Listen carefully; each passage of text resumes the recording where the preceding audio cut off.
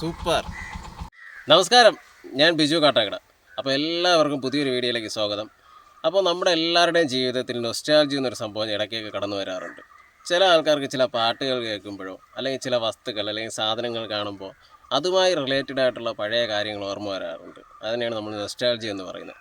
അപ്പോൾ ഇന്ന് എൻ്റെ യാത്രക്കിടയിൽ ഞാനും അങ്ങനെ ഒരു സംഭവം കാണാനിടയായി. അപ്പോൾ എന്താണെന്നല്ലേ, അപ്പോൾ നമ്മുടെയൊക്കെ പറമ്പിൽ, പ്രത്യേകിച്ച് നാട്ടും പ്രദേശങ്ങളിലൊക്കെ ഇങ്ങനെ പറമ്പിലൊക്കെ ഒരുപാട് ഇങ്ങനെ പടർന്ന് പന്തലിച്ച് വളർന്നൊക്കെ കിടക്കുന്ന ഒരു സാധനമാണ് തൊടലിമുള്ള്, അല്ലെങ്കിൽ അതിൻ്റെ തൊടലിപ്പഴം. അതിൽ കായ്ക്കുന്ന ഒരു പഴത്തിനെയാണ് തൊടലിപ്പഴം എന്ന് പറയുന്നത്. അപ്പോൾ നാട്ടും പ്രദേശങ്ങളൊക്കെ ഒത്തിരി കാണപ്പെടുന്നുണ്ട്. പിന്നെ പണ്ട് കാലങ്ങളിലൊക്കെ അടുത്തുള്ള വീടുകളിലൊക്കെ അതിര് തർക്കങ്ങളൊക്കെ വരുമ്പോൾ അങ്ങനെ ആ വീട്ടുകാരൊക്കെ അതിര് വേർതിരിക്കുന്നത് ഇതുപോലത്തെ തൊടലിമുള്ളുകൾ കൊണ്ട് നട്ട് വെച്ചിട്ടൊക്കെയാണ്. അപ്പോൾ ഈ ഗ്രാമപ്രദേശങ്ങളിലൊക്കെ അങ്ങനെയാണ്. ഈ തൊടലിമുള്ളിനെ കൊണ്ടുവന്ന് ചെറുതായിട്ട് നട്ട് വയ്ക്കും. അത് പിന്നെ അവിടെ കാട് പോലെ വളർന്നു വരും. അപ്പോൾ അതിൽ കായ്ക്കുന്ന ഒരു ചെറിയ കുഞ്ഞു പഴമാണ്. നമ്മുടെ എന്താ പറയുക, കുരുമുളകിനേക്കാളും കുറച്ചും കൂടെ സൈസ് കൂടിയ ഒരു പഴം. അതിങ്ങനെ കറുത്ത് വരുമ്പോഴാണ് അത് തൊടലിപ്പഴം ആവുന്നത്. അപ്പോൾ അത് നല്ല ടേസ്റ്റാണ്. അത് നിങ്ങൾ കാണണ്ടേ? വാ കാണാം.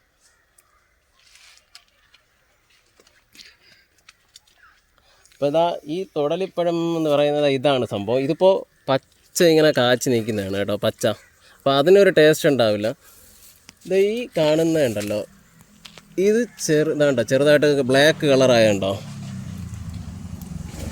ഈ ബ്ലാക്ക് കളറായതാണ് ശരിക്കും ഇത് പഴുത്ത ഒരു പരുവം എന്ന് പറയുന്നത്. ഇത് ഭയങ്കര ടേസ്റ്റാണ് കേട്ടോ.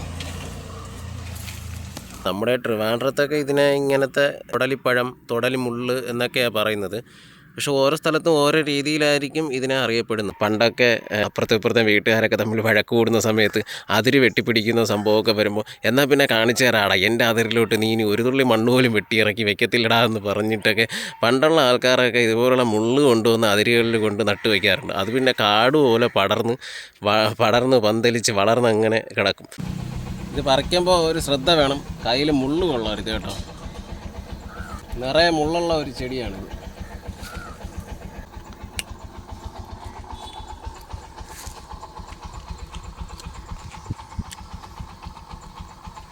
സൂപ്പർ. അപ്പോൾ ഇതെന്ത് നൊസ്റ്റാൾജിയാണ് എനിക്കുണ്ടായതെന്നല്ലേ നിങ്ങൾ ചോദിക്കുന്നത്. അപ്പോൾ ഞാൻ പറയാം. മുമ്പ് സ്കൂളിലൊക്കെ പഠിക്കാൻ പോകുന്ന സമയത്ത് ഞാനും ഫ്രണ്ട്സായിട്ടൊക്കെ ഇങ്ങനെ നമ്മൾ വഴിയെ പണ്ടിങ്ങനെ നടന്നൊക്കെയാണല്ലോ പോകുന്നത്. അപ്പോൾ ഇതുപോലെ റോഡ് സൈഡിലും അടുത്തുള്ള പറമ്പിലൊക്കെ ഒരുപാട് ഇതുപോലത്തെ തൊടലിമുള്ളും തൊടലിപ്പഴമൊക്കെ ഇങ്ങനെ ഒരുപാട് കാണുന്നുണ്ട്. അപ്പോൾ നമ്മൾ പഠിക്കാൻ പോകുന്ന സമയത്ത് ഇതിനെയൊക്കെ പറിച്ചുണ്ടല്ലോ, ഇങ്ങനെ പാൻറ്റിൻ്റെ പോക്കറ്റിലും അതുപോലെ ഉടുപ്പിൻ്റെ പോക്കറ്റിലൊക്കെ നമ്മൾ പറിച്ച് നിറയ്ക്കാറുണ്ട്. എന്നിട്ട് ഇത് സ്കൂളിൽ പോകുന്ന സമയത്ത് സാറ് പഠിപ്പിച്ചുകൊണ്ടിരിക്കും, ഞങ്ങളിത് പതുക്കെ ഇതുപോലെ ഇങ്ങനെ കഴിച്ചുകൊണ്ടിരിക്കും. ഫ്രീ ടൈമിലൊക്കെ ഇങ്ങനെ കഴിച്ചുകൊണ്ടിരിക്കും. പക്ഷേ ഇതിൽ വേറൊരു കാര്യം കൂടെ ഉണ്ട് കേട്ടോ. ഇതിങ്ങനെ സ്കൂളിൽ നമ്മളെ പഠിപ്പിച്ചുകൊണ്ടിരുന്ന ഒരു സാറുണ്ടായിരുന്നു. ക്ലാസ്സിൽ ഭയങ്കര സൈലൻ്റ് ആയിരിക്കണം.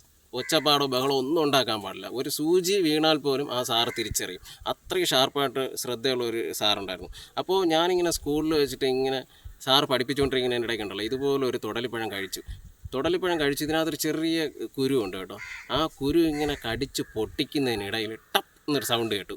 ആരാടാ അവിടെ സൗണ്ട് ഉണ്ടാക്കിയെന്ന് സാറ് ചോദിക്കുകയും ചെയ്തു. അത്രയും ഷാർപ്പായിട്ട് ശ്രദ്ധയുള്ള ഒരു സാറാണ് കേട്ടോ. അങ്ങനെ ആ ശബ്ദം കേട്ടതിൻ്റെ പേരിൽ എനിക്ക് സ്കൂളിൽ നിന്ന് ആ സാറിൻ്റെ നിന്ന് അടി കിട്ടിയിട്ടുമുണ്ട് ഈ തൊടലിപ്പഴം കാരണം. അങ്ങനെയുള്ള കുറച്ച് പഴയ ഓർമ്മകളാണ് എനിക്ക് നിങ്ങളുമായിട്ട് പങ്കുവയ്ക്കാനുള്ളത്. അപ്പോൾ മറ്റൊരു വീഡിയോ ആയി കാണുന്നത് വരെ